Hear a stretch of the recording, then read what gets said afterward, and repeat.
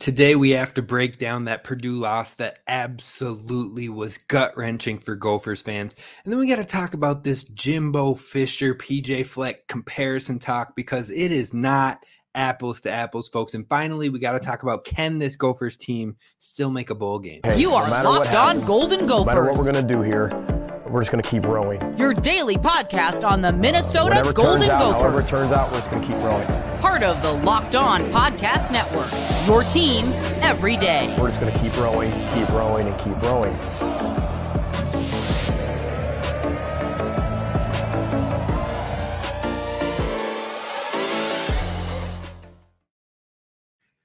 You are listening to Locked On Golden Gophers, part of the Locked On Podcast Network, your team every day. My name's Kane Rob, host of the podcast, former collegiate football video coordinator and recruiting assistant, here to talk Golden Gophers with you each and every day of the week, Monday through Friday, even on the hard days, even after the tough losses, even after the disgusting game that we watched this past Saturday. I'm still here each and every day of the week to talk Golden Gophers with you. Now, if you caught the live postcast over at Locked On Sports Minnesota, myself and Ron Johnson dove into this game right away, but I'm here for you, the Gophers fans, so be sure to hit subscribe over on YouTube so you never miss a daily content on on Golden Gophers sports. And we're talking women's basketball, men's basketball. We will have some hockey talk coming as well. So be sure to tap in, be sure to follow, subscribe wherever you get the podcast at Locked On Golden Gophers.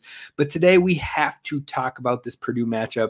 First of all, what went wrong defensively, offensively? I have something with Athan Kaliakmanis and how he's been playing well in the first half and not so great in the second halves. I have a theory, and I want to put that out there on today's episode. And then we're going to get into PJ Fleck, because a lot of people are comparing his situation to Jimbo Fisher, who was just fired, and it is not the same. By any means, by any stretch, you're definitely going to at least need to hear me out on that one, and then we'll talk bowl game. But let's dive in on what we saw in this Purdue versus Gophers matchup. Now, let's kick it with the defense first, because the defense was abysmal from start to finish. I don't know if there were any bright flashes from the defense this weekend, and that is a little concerning because this was a 2-7 team.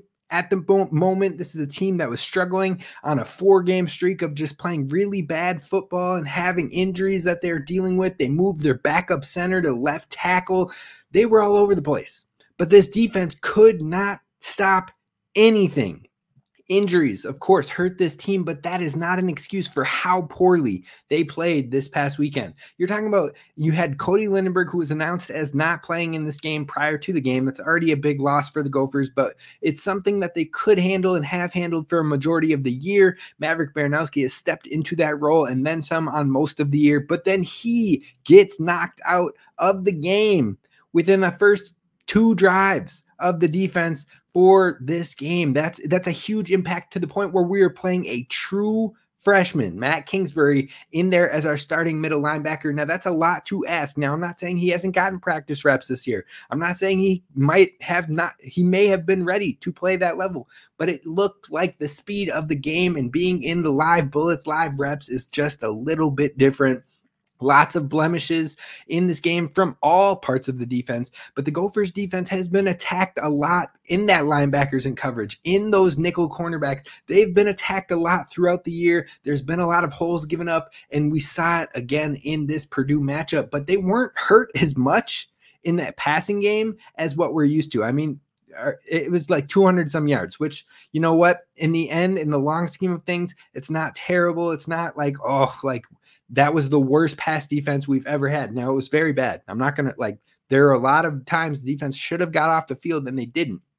But what hurt the worst was that they had over 350 yards rushing. You had 2 running backs gash you for 120 and 150 yards, and both of those running backs had well under 20 attempts each. Neither one of them got to 20 rushing attempts, but those 2 combined had 277 rushing yards against your defense.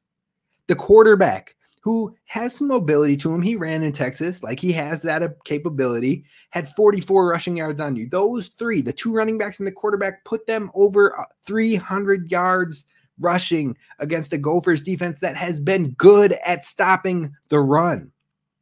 This was an uncharacteristic game, an unacceptable game. And on top of that, the pressure couldn't get there. So we weren't creating sacks. We even missed on a couple of sack opportunities. And then on top of that, that defensive line was worn out by the second half. Now, going into the game, we had talked about, you know what, this might be the second or third best offensive line that we've had to play so far this year. We played some bad offensive lines, but it was surprising that we did not get home very much on this quarterback. I think we had 1 sack in the game. And then overall, there were no turnovers created. So you add up injuries, you add up holes all over the place. You had running backs running all over us up the middle, gashing us, not being touched, having a couple missed tackles forced here and there. It was too much. And Ron Johnson brought it up in the post game, but this Purdue team was averaging 8.8 yards per play. This team was dang near averaging a first down every play. That's unacceptable at any level. And they deserve to win the game if they're averaging almost 9 yards a play. They were nearly 50% on third downs. They're 4 for 10. And they were so confident on defense that they could move this ball. They were so confident that our defense couldn't stop them and that they could move the ball on offense because we couldn't stop a nosebleed, that they went for it on 4th twice. And I believe both situations were close to about 4th and 5, 4th and 6th, and converted both of them. The defense was embarrassing. It was one of the worst showings that I've seen from this team defensively in quite some time. But the offense in the first half looked like maybe they could keep us in this thing. They put up 30 points. One of them was kind of a garbage time score, but regardless, the offense was moving in the first half, and Athan was clicking. He was diming 200 yards, 2 touchdowns. But the second half, it's like a whole new team. Athan looked jittery in the second half. The offensive line was just letting people in left and right in the second half. The running backs couldn't really generate much creation in the second half. It was falling apart. We saw uncharacteristic drops from Chris Bell, and the drops just keep coming from different folks. It started off with Tristyn Spann-Ford, and then it went on to Corey Crooms. Now it's going on to Chris Bell. It seems like everybody in this room is having drop issues at some point in time, and you have to have it clean at some point to win these games that you are supposed to. But I posted on Twitter asking, how could there be such a drop-off in the first half to the second half offense week after week after week? Like, it's a night and day difference of this team. And everyone was just like, oh, it's coaching or it's no adjustment. And I get that. I get that, folks. Like, yes, I understand coaching has a lot to do with it. And I don't disagree. But what is the thing that is missing? And here's what I came to. What we see in half one is key scripted plays. This is what the Gophers have been practicing for all week, putting it together. Athan moves really well. He sees what he's practiced very well in the script, and he dimes it up in that style. And we've seen that. He did it once again in the first half this week, over 200 yards passing, 2 touchdowns, and even with 2 bad drops and a crisp slip on a good anticipatory throw that Athan had going to an out route on the 3rd and long, that brought his completion percentage down to 50%. But you put some of those drops in there, you put that slipped anticipatory throw in there, you're looking at close to 60% passing in the first half.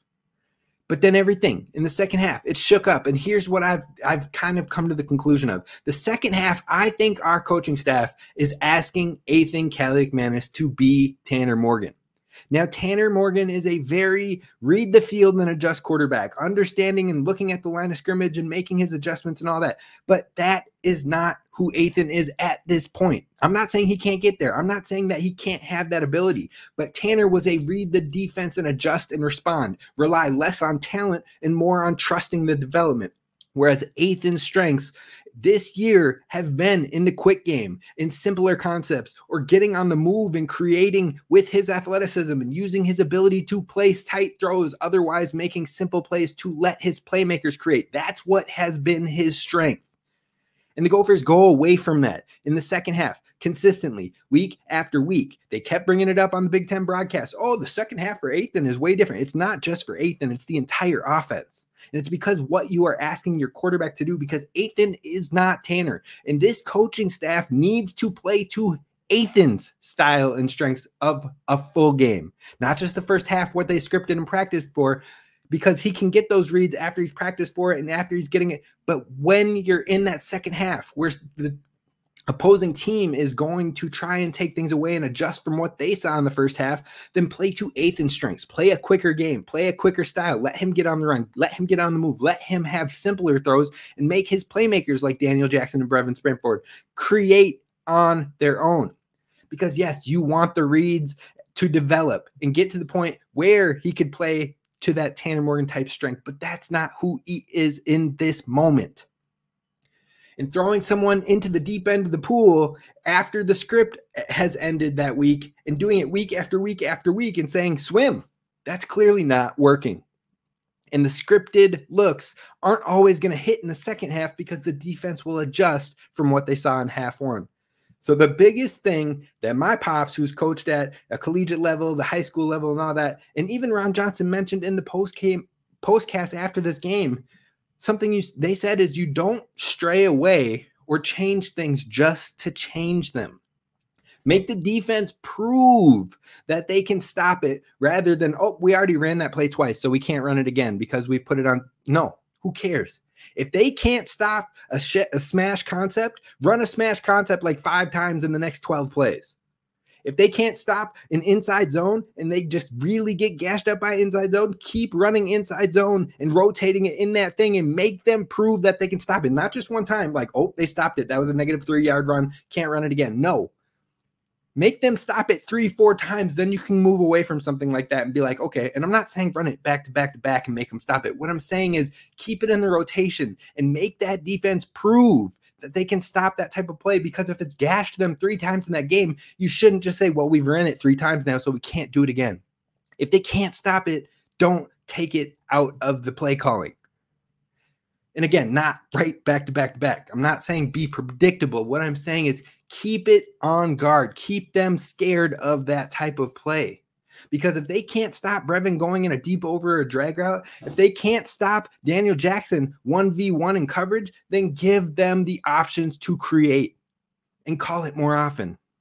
Make the defense stop you and don't overthink yourself. Now, what we're going to talk about next is PJ Fleck, because folks are bringing up this Jimbo Fisher firing and why PJ shouldn't be safe. And I'm going to tell you why that thought process isn't apples to apples coming up next. First, I got to talk to you about our friends over at Game Time who have the best last-minute tickets for you. In fact, they have the best price guarantee, and you can stop stressing over tickets and start getting ready for the fun you are about to have at that event. And it is the fastest growing ticketing app in the country for a reason. Game Time, you get images of your seats before you buy them, so you know exactly what to expect. In fact, I went to the Celtics Timberwolves game. I went and looked up the seats, and I was like, oh, okay, yeah, that's not too bad. And I got there, and the seats felt even better than what I saw in the image. So definitely use that advantage to your advantage. And also you can get last minute tickets and deals right up to the start of the event or even an hour after it starts. It's the place to find last minute tickets. So go to download the Game Time app, create an account, and use promo code LOCKEDONCollege for $20 off your first purchase. Again, download the Game Time app and use promo code LOCKEDONCollege for $20 off. Download Game Time today. Last minute tickets, lowest price guaranteed. All right, Gophers fans, we got to talk about PJ Fleck, because there are Gophers fans out there. I mean, every week that there's any struggle, there's a handful of the fan base that are like, oh, he's got to be fired. I'm done. He's salesman, shtick, snake oil, whatever.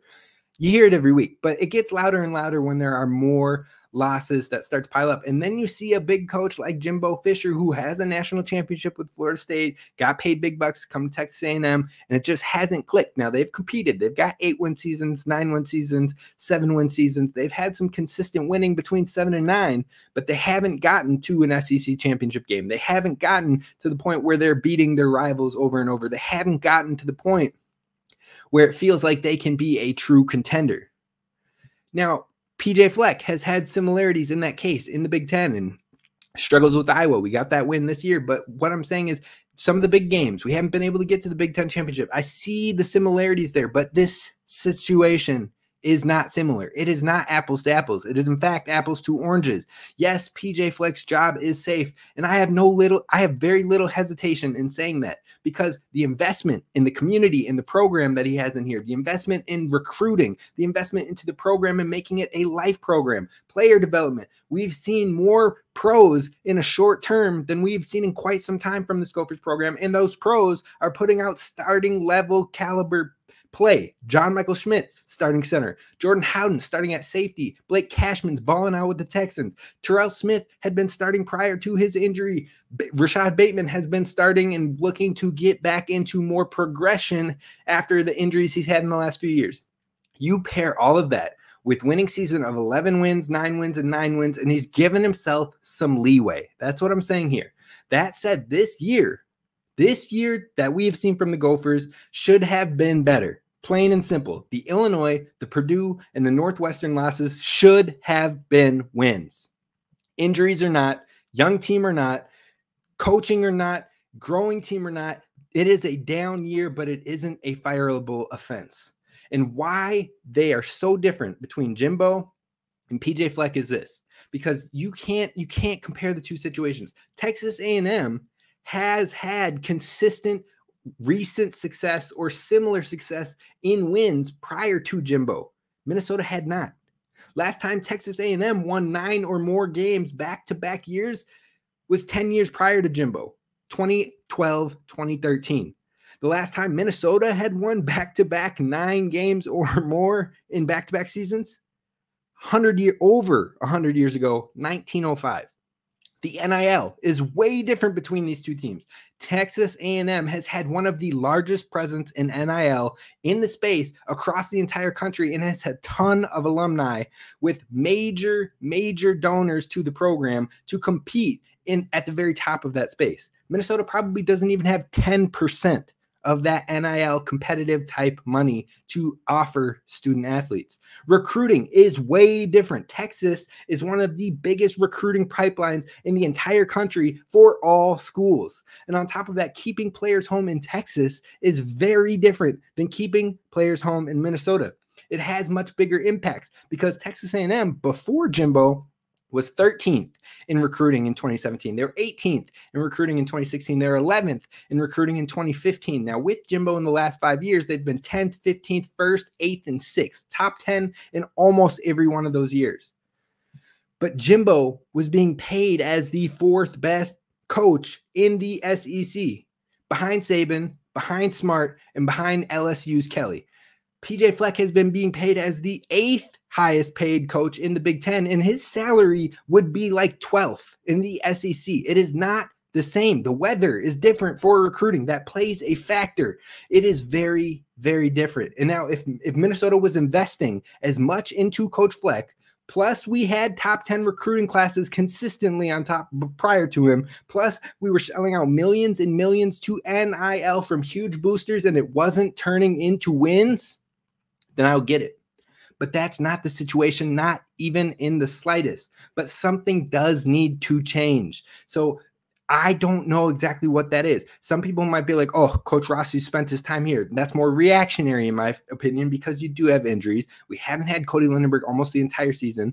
When he comes and plays, he makes a huge difference. On top of that, you've had some secondary issues. There's been little things. But we have seen what Coach Rossi can do, and we have seen even in flashes this year what Coach Rossi has this defense doing. Now, it's a younger team, so hopefully next year we have more of the consistency that we are used to seeing like the past 2 years. But I don't think he's the answer as a change. Now, I would love to point towards the offensive coordinator because I think keeping the same type of system in-house and changing coordinators over and over just isn't it. Our offense hasn't been what it needs to be for many years now.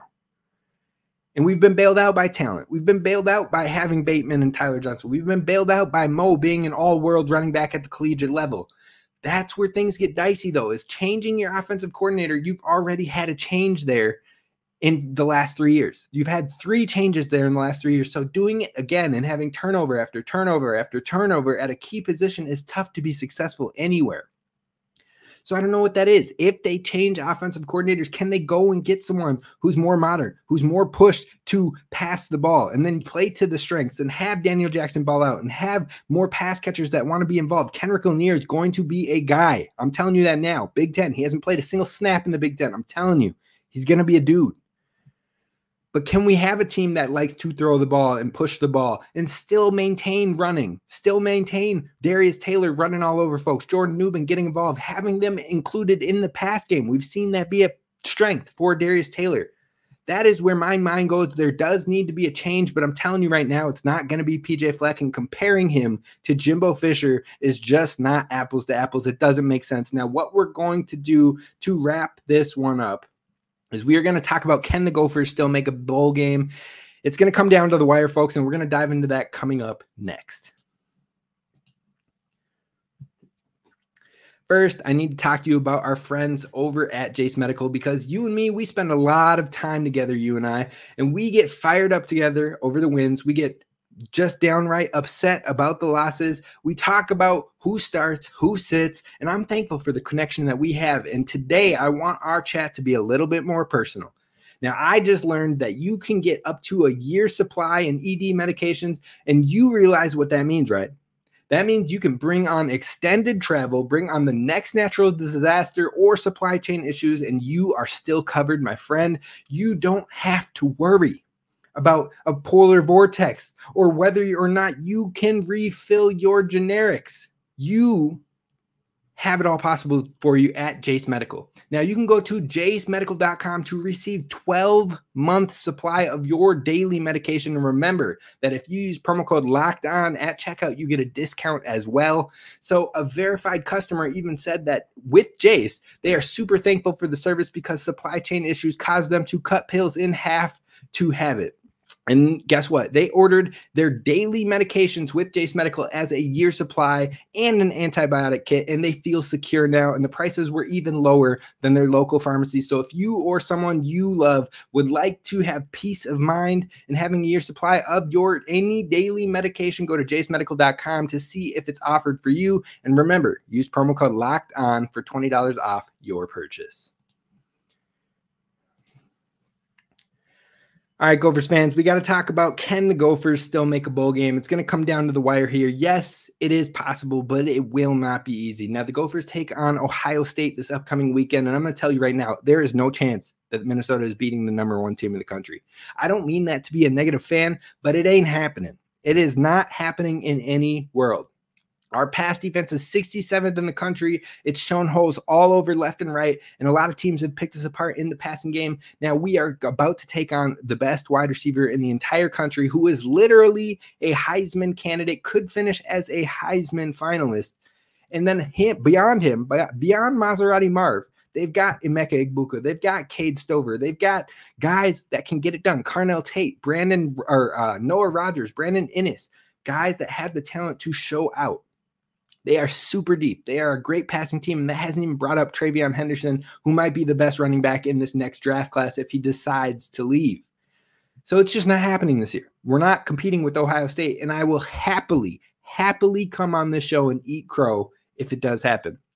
So that leaves you with the final game versus Wisconsin, your #1 rival here at Dinkytown at home. The axe will be on the line. They will want to spoil the Gopher season, and on top of that, they might need to still qualify for a bowl themselves. That is a lot of pressure on one game. And right now, we haven't seen this Gophers team deal with pressure very well, plain and simple. Because when we have had pressure situations, I think we have had one win in a pressure situation, and that was the Iowa game, in which some people don't even want to give it to us. This Gophers team has had issues with handling pressure, and there's going to be a whole lot of it on that final game of the season with the bowl on the line for the Minnesota Golden Gophers. Now, with how this team has collapsed at times, I won't count it as a lock. Plain and simple. There might be some fans that look at what Wisconsin did against Northwestern last week, and Wisconsin's been struggling as well. You're right. They have been struggling. They have been disappointing just as much as the Gophers have. In fact, I had called at the beginning of the year that Wisconsin was probably going to struggle in year one with Luke Fickell. Not because Luke Fickell's bad, but it is hard to make adjustments from going from a G5 Power or G5 coach to a Power 5 coach. It takes time. There isn't a lot of coaches who have 8-9 win seasons, regardless of how easy their schedule might look. And they're finding that out firsthand. But regardless, they're going to get the best game that Wisconsin can put on the field is going to probably happen when they come to Minnesota because they want that axe back. It's been 2 years now, 2 very long years for them. Hopefully we'll make it 3. They want to spoil Minnesota's season. They're sick of hearing Minnesota fans. They're sick of Coach Fleck. They don't like Coach Fleck. And on top of that, they might need to qualify for a bowl themselves if they lose to Nebraska this week. So it truly depends on which Gophers team shows up in that weekend to see if they can actually play for another bowl game this season. And you know what? It's going to be tough. It is going to be very tough because when Minnesota has played winnable games, they haven't won. And that's been an issue for this team. We've talked about needing poise, but there hasn't been a ton of poise for this team. They've overcome some adversity, but they haven't always had poise. So it turns this Ohio State game into a learning matchup, but you can't go out there and perform like you did against Michigan because that was a learning matchup. How do you compete with some of the best? Ohio State's the #1 team in the country right now. You can't go out there and lose 52-10. You can't. That will be so demoralizing, and it will beat down your program and your players and the drive to try and win in the final game of the season and try to get to a bowl game. You have to go out there against Ohio State this weekend. You have to show fight. You have to keep building in the pass game. You have to find ways to improve on defense even through the injuries because losing to Ohio State like we did to Michigan is going to be too demoralizing and make it even harder to bounce back in a week that you absolutely have to win in the finale to get to a bowl game. We'll see if the Gophers can respond. We'll see if they can put some better plays on tape, some more confident things on the field, and so much more this weekend. But then it all comes down to the line, looking for the X back to back to back. We're going to talk about basketball later this week. We're probably going to dive a little bit on basketball tomorrow. We'll talk about Ohio State and more tomorrow as well. I'll see you then. Roll the boat, Scotty Mago Gophers. And as always, don't forget to subscribe.